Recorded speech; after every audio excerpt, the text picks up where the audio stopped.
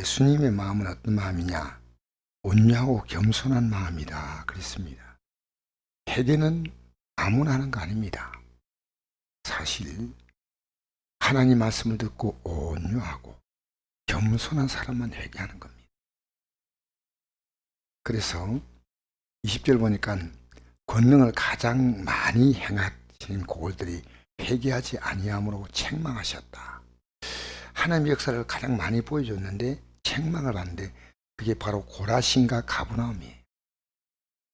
그래서 고라신 가 있을진저 이 마을은 주님이 많은 능력을 행하지만 회개하지 않았어요. 그래서 심판날에는 두로와 시돈에서 만약 이런 능력을 행했다면 그들이 회개했을 것이다. 이 두로와 시돈은 망했거든요. 우리 구약에서 보면 이 도시는 번성한 도시인데 망한 도시가 되었습니다. 내가 너에게 이르노니 심판날에 두로와 시돈이 너희보다 견디기 쉬우리라. 가버나움아 내가 하늘까지 높아지겠네. 이 가버나움은 예수님이 활동한 주무대입니다. 근데 회개하지 않아요. 높아지겠네요. 교만한 겁니다. 하나님의 은혜 받았으면 온유해지고 겸손해야 되는데 음부에까지 낮아지라. 내가 내게 행한 모든 권능을 소돔에서 행하였더라면 그 성이 오늘까지 있었으리라. 소돔 성보다 더 악하다 그 말입니다. 내가 내게 이르노니 심판날에 소돔 땅이 너보다 견디기 쉬우리라. 그러면서 어린아이들을 비유하십니다. 어린아이들 25절에 그때 예수께서 대답하여 이르시되 천지에 주신 아버지여 이것을 지혜롭고 설기 있는 자들에게 숨기시고 어린아이들에게 나타내심을 감사하나이다. 지혜롭고 설기 있는 자가 숨기시고 왜 어린아이에게 나타내면 감사하냐? 어린아이가 이 말씀을 받아들이는 거예요. 세상에 지혜롭고 설기로와도 이 말씀 받아들이지 않으면 어린아이보다 못합니다. 올소이다 이렇게 된 것이 아버지의 뜻이니라. 내 아버지께서 모든 걸 내게 주셨으니 아버지 외에는 아들 아는 자가 없고 또 아들과 아들의 소원대로 계시를 받은 자 외에는 아버지를 아는 자가 없나이다.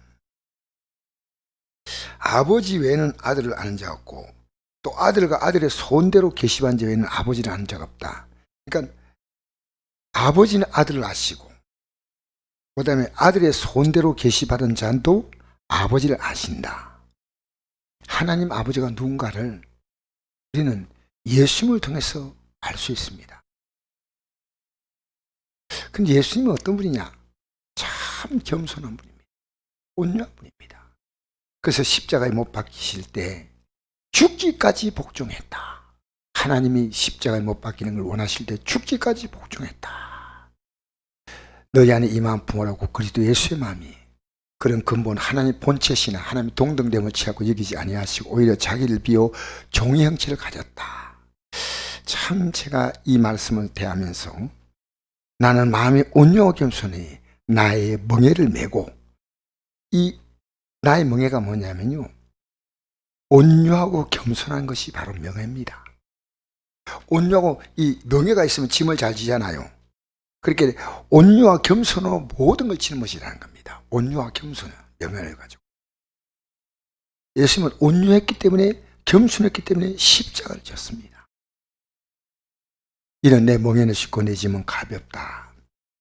말로는 어느 누구에도 접은 적이 없는 한 할머니가 있었는데 아주 말이 센 할머니입니다.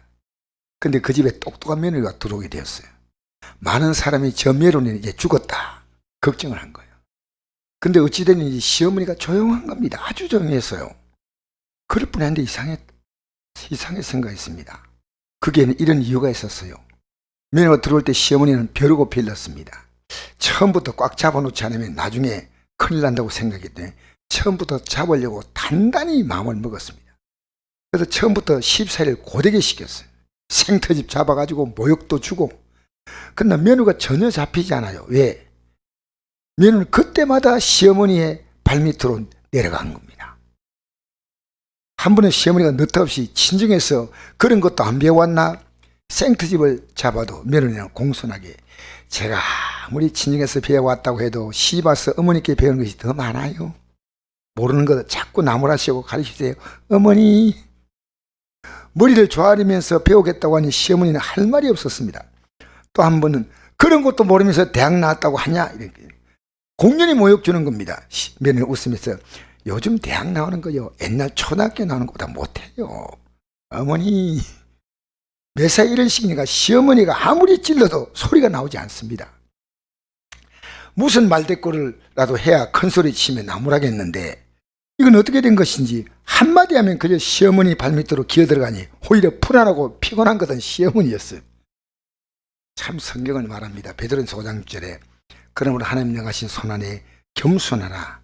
때가 되면 너희를 높이시라. 사실은요 사람이 그렇습니다. 저쪽이 내려가면 오히려 이쪽이 불안합니다. 이쪽이 내려가면 저쪽이 불안해집니다. 그래서 먼저 내려가는 쪽이 결국 이기는 겁니다. 먼저 올라가려고 하니 서로가 피곤한 겁니다. 나중에 시어머니가 이렇게 말했답니다. 너에게 졌으니 집안 모든 일은 내 알아서 해라. 시어머니는 근위와 힘으로 며느리를 잡으려 했지만 며느리가 겸손으로 시어머니 밑으로 내려가니 아무리 어른도 말빨 센 이 할머니도 겸손에는 이길 도리가 없다는 거죠. 근데 내려간다는 게 결코 쉽지 않아요. 자존심 때문에요 죽을 만큼 힘듭니다. 그럼에도 세상에 겸손은 인격의 놀라운 능력입니다. 내려갈 수 있다면 이미 올라간 겁니다. 내려가는 것이 바로 올라감이에요. 내려갈 수 있는 마음이 행복한 마음이에요. 우리는 흔히 겸손을 자신의 능력이나 지식을 드러내지 않고 낮춤으로 생각하지만 성경의 겸손은 그렇지 않습니다.